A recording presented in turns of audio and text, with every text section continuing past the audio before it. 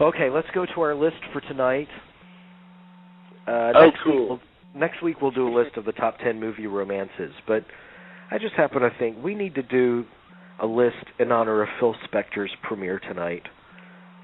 So this is a list from Top 10 Films, FILMZ.com, of the top 10 Al Pacino performances.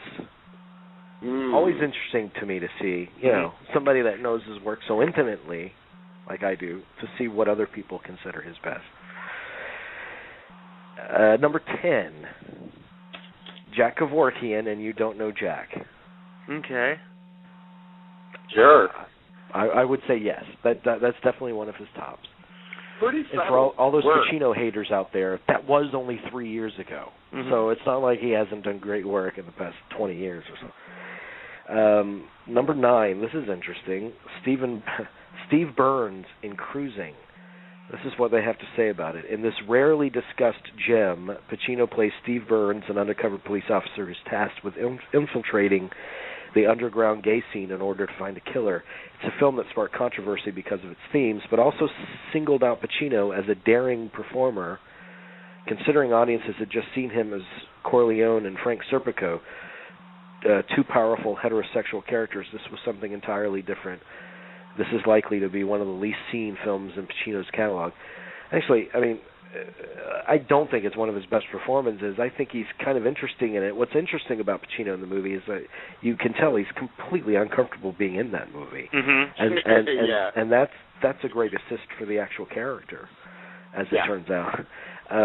But, when they say the more daring of those performances is Dog Day Afternoon, where he played a homosexual character right after Corleone and Serpico. You're right. Right in between that area. And he was like one of the first mainstream actors to do that in Dog Day. Number 8, Lefty in Donnie Brasco. 100%. Oh, yeah. Definitely. For sure. That would be in my top 5. Yeah, it would be too. Well, and my number 1 is what this guy chooses for his number 7, which is what I just mentioned, Sonny in Dog Day Afternoon. Mm-hmm. It would be difficult to find a better performance for me personally, from anyone, than in Dog Day Afternoon, Pacino in that movie. No doubt. When you talk about actors living in the moment and being completely lost in that character, I think of Dog Day Afternoon. He doesn't wear a disguise. He doesn't put on a false voice, but after a while, you do not see Pacino in that movie necessarily. You're following Sonny, and that also speaks to Sidney Lumet. But I think he has he's tweaking his voice just a little bit in that movie, just a little bit more Brooklyn than any other film. My point is he's not trying on some exotic accent or anything. It's about being naked in that movie and not putting on a disguise. Yeah. And and it's just one of his most physical performances. It's one of his most just exhaustive performances. He's just that.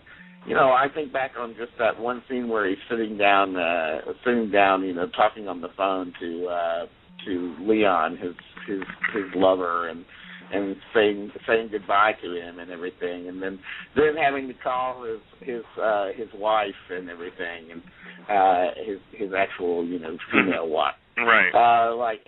And just how exhausting those two scenes are back to back, and you can just feel. The scene is just ridiculously electric. The whole movie is, and that would be my number 1 choice too, as well. Yeah, me too. Their number 6 is Frank Slade in Scent of a Woman, which is controversial. I think it's controversial because this is the one he won an Oscar for. He didn't win for any of the others that he was so deserving of. It was Scent of a Woman, which a lot of people were dismissive of.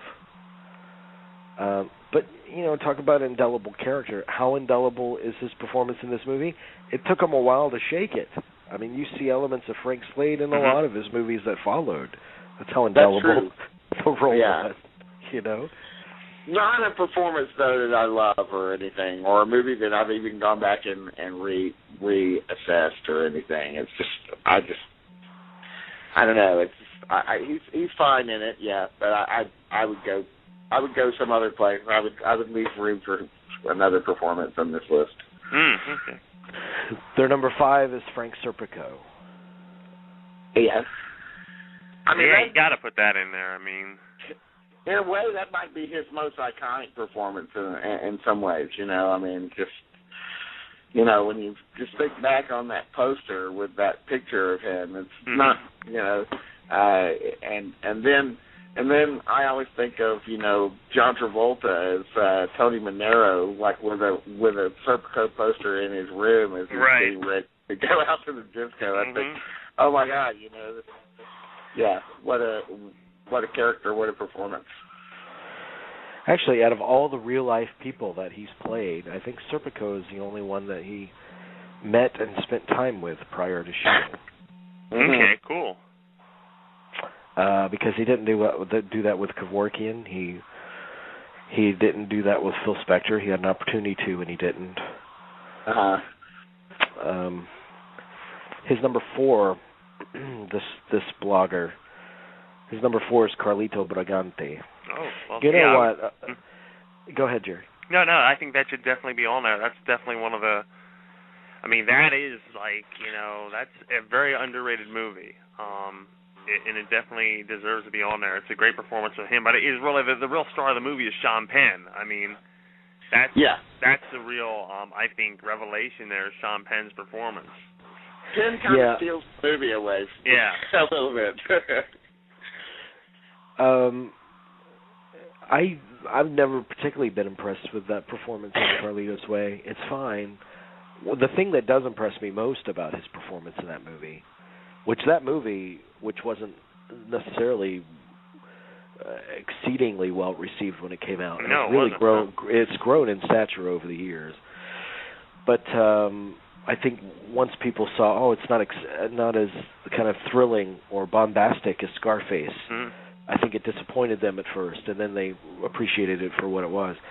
I've never been necessarily crazy about the movie because I think it's that story itself is so worn out of the hood that wants to go good, but the forces like pull him back down.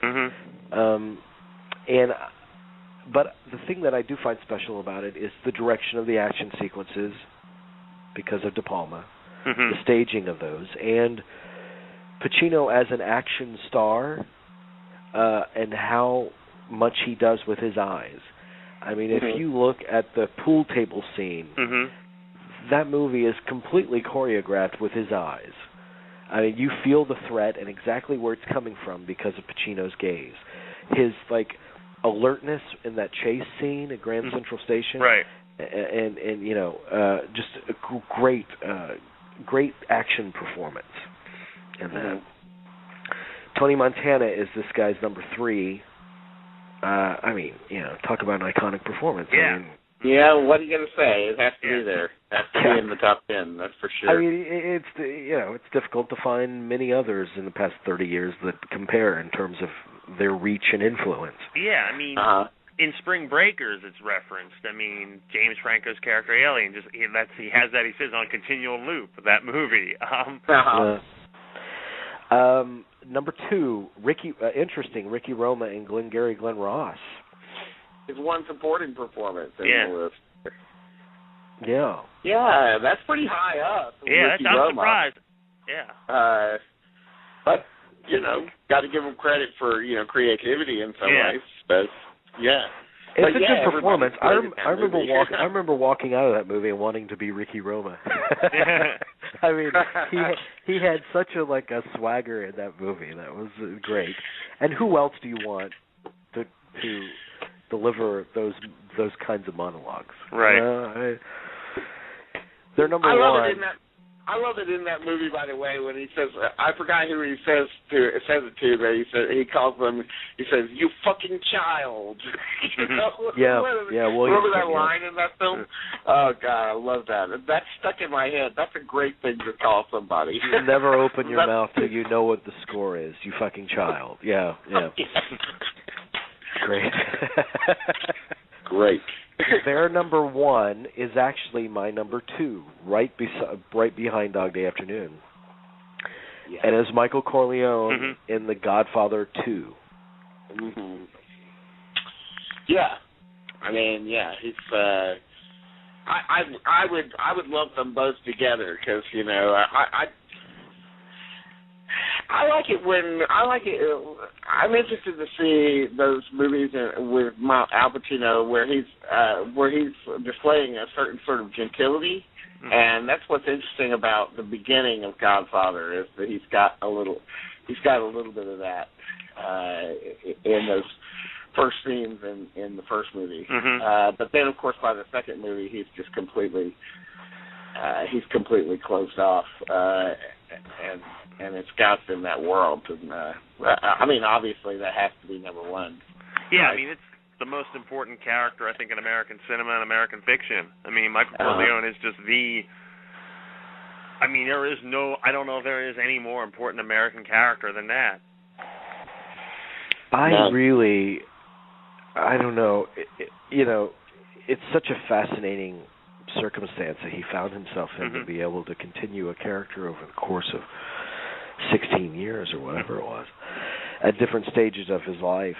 And I find that of those three, the most fascinating portrait is the second one. And I think Pauline Kael put it that he does the impossible. He gives like an immobile performance. His eyes are black. He's soulless. He's lost his soul. And for somebody, and it just gives you a sense of the power of a movie star because he does nothing throughout a lot of it, and a lot of it is delivered very monotone, very dead, and yet he's totally magnetic. I mean, there's no doubt he is in charge. He is someone to be feared. This guy that probably stands 5'6", you know. I think it's just such a brilliant, beautifully expressive in its inexpressiveness. You know, impossible to do. I mean, that really is an impossible performance. You know, some other performances that didn't appear on this list, I wanted to mention. You know, there's a few that I really love. You know, his first main role in Panic in Needle Park. I think he's really wonderful in that, opposite Kitty Wynn. You know, of course, opposite Gene Hackman in Scarecrow. Yeah, I was going to mention that. Yeah. Another beautiful, gentle performance Probably the Scarecrow and Frankie and Johnny are the two sweetest performances he's ever given. I agree. I was going to mention Frankie and Johnny too, which is a movie that you can forget that he was in, but boy, that was a wonderful adaptation of that play, and so amazing too that he's playing opposite Michelle Pfeiffer, and they're both nominally playing two losers that haven't found love, and on stage these characters were played by people who were a lot more frumpy than these two actors, but yet both of them completely and utterly convince the viewer that they are indeed people who have lost out in the search for romance, and I will say, I mean, Michelle Pfeiffer has a standout role in that because, first of all, Michelle Pfeiffer is absolutely stunning. She's one of the most beautiful women ever for me. So this was a real departure for her.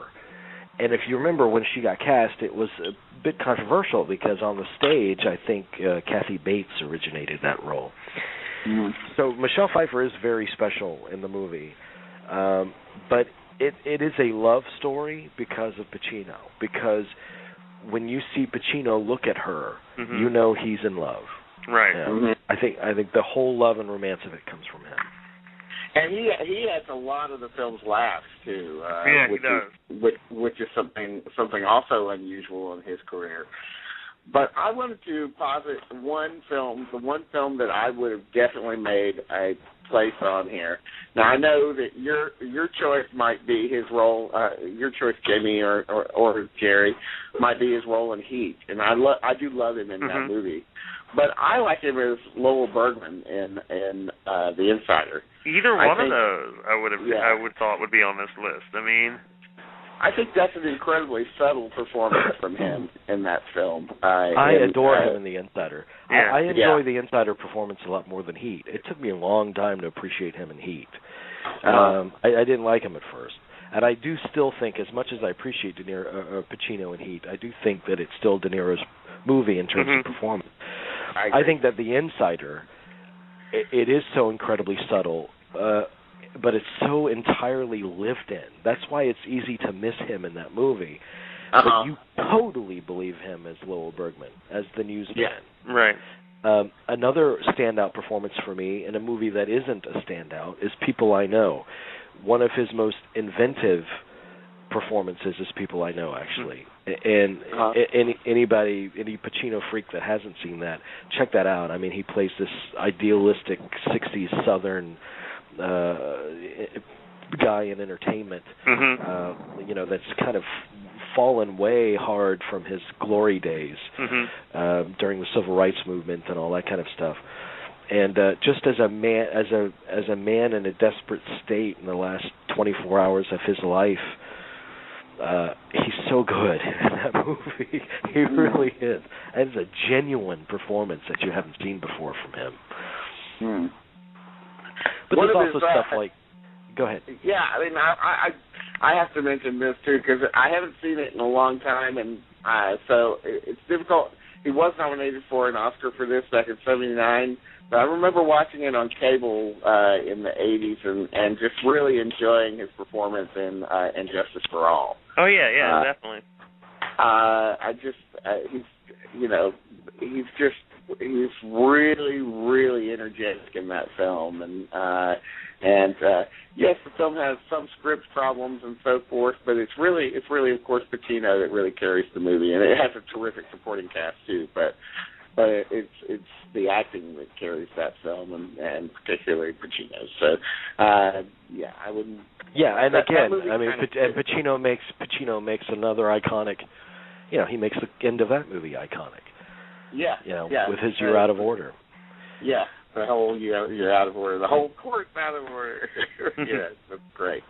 There's subtle. If you want to see subtle Pacino work outside of, I mean, Donnie Brasco is. Oh my God, Donnie Brasco is amazing. But he's so wonderful in that. he is so good. He's like the Willy Loman of mobsters. He's so good in that movie. Oh God, he makes you weep. He's so good. Yeah. There's also his performance in City Hall, which missteps in the funeral scene where it gets a bit too bombastic, but that's just the take that they chose. But the rest of the movie is an incredibly underplayed, subtle performance. It really is, and it's a guy that's kind of haunted by his implication in the murder of a child.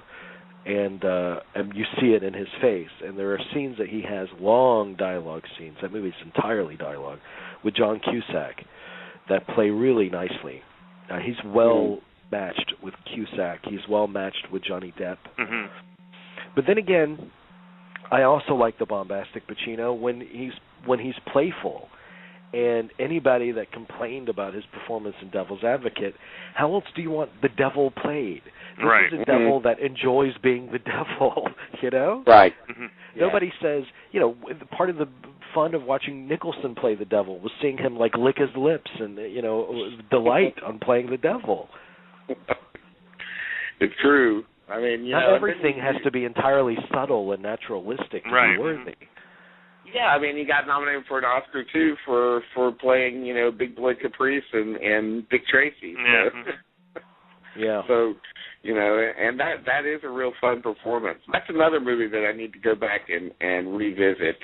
You know, because I remember enjoying that movie immensely.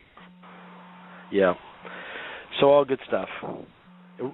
Jerry, if you were to pick one, your favorite, what would it be? Oh, the Godfather trilogy, without a doubt. Do you think the third portrayal of Michael Corleone was worthy? Yeah. Oh yeah. I said it when it came out, and I'll say it now. I have no regrets about liking that movie. Yeah. And when you go back and take a look at it again, the further away we get from 1990 and everything, the better the movie looks, I think. I mean, it's that obvious that, in all three movies, that Coppola really identifies with Michael Corleone. He really identifies with him.